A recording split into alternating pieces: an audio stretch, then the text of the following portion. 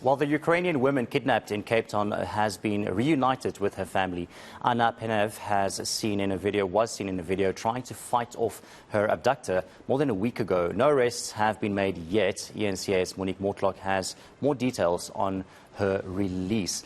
Monique, thank you so much for joining us. Please tell us, is she safe? How is she feeling? What has she been telling you? Have you been able to speak to her? For now, the family don't want to speak to the media because they say it's too soon. Obviously, there's after a traumatic incident like this one, we know that family members, just like the victims, are just as traumatized and have much to deal with.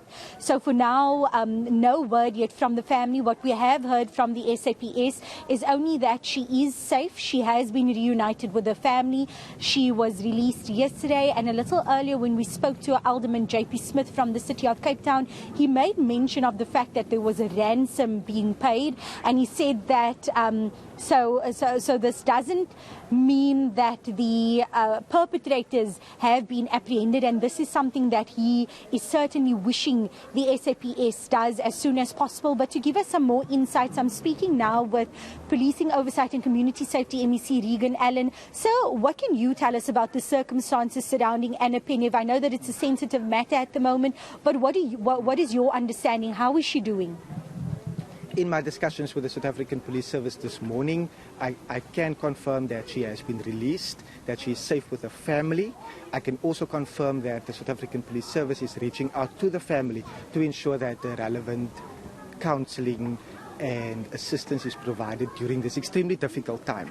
But it is a matter that we have consistently raised with the South African Police Service, and even on Tuesday, a follow-up meeting with the acting provincial commissioner, it was again confirmed the integrated approach is so important, the work between stakeholders, the City of Cape Town and the South African Police Service, to ultimately ensure that we couple our resources, our intelligence, the information that we get, to ultimately bring these perpetrators to book. It can never be condoned. It was an international matter. Considering the family being from Ukraine, and if we consider in our current from the 1st of November, we are expecting 184 direct flights per week into the province. We know it's been a very difficult time with regards to safety, but also with regard to jobs, the tourism sector. So we are pleased that she has been released and that she is safe at this stage, and we are obviously keeping close contact with the South African Police Service in this regard. And what assurance can you give visitors, and not only visitors, but those of us who live here in Cape Town, who live in the Western Cape, women who now feel, am I safe when I just go to the shop, when I'm just driving around? What assurance can you give them that government, local government, provincial government, that they're doing everything in their power to ensure the safety of women, both local and foreign, those tourists coming for this upcoming tourism season?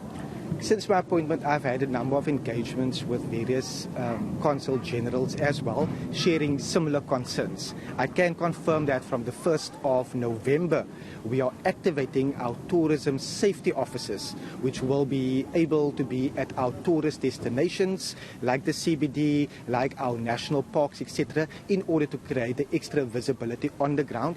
It's a project that I'm extremely passionate about, considering that we need to ensure that our communities are safer. It's for locals together with our international visitors, so that they are able to come back after a safe trip, after spending an estimated 7.9 billion rand. It is estimated that the tourism season will bring into our province, which will go a long way towards making sure that jobs are intact, are in place, but we are activating our tourism safety officers, and I'm looking forward to the 1st of November where that particular launch will be communicated. And finally, are you confident that we'll ever see a clamping down of these syndicates? I'm extremely hopeful. I know that we have work to do. In our engagements with the South African Police Service, we've been very clear that we need to make sure that there's convictions, that the convictions leads ultimately to information that this will not be tolerated, that perpetrators will be held to account and they will pay for these sins. They will ultimately land up behind bars. Whenever someone is kidnapped, it reverberates not only in the community but throughout the province, throughout the country, and it negatively impacts investor confidence. It impacts safety across the board. So we are clear. We need to ensure that there's convictions so that would-be and opportunistic criminals don't see a gap and try that they can also get away with it. The same way with regard to the gang-related convictions. When it's less than 2%, we need to increase that to a much higher figure so that gangsters will know that they will also be held accountable and ultimately land up behind bars because they are committing heinous crimes, evils against our communities. Thank you so much. That was MEC for Policing Oversight and Community Safety in the Western Cape, Regan Allen. And we certainly hope that all of these discussions and these plans that not only the City of Cape Town but provincial government along with the SAPS has, that it actually bears fruit and that these syndicates are apprehended. Thank you so much, Monique Mortlock in Cape Town.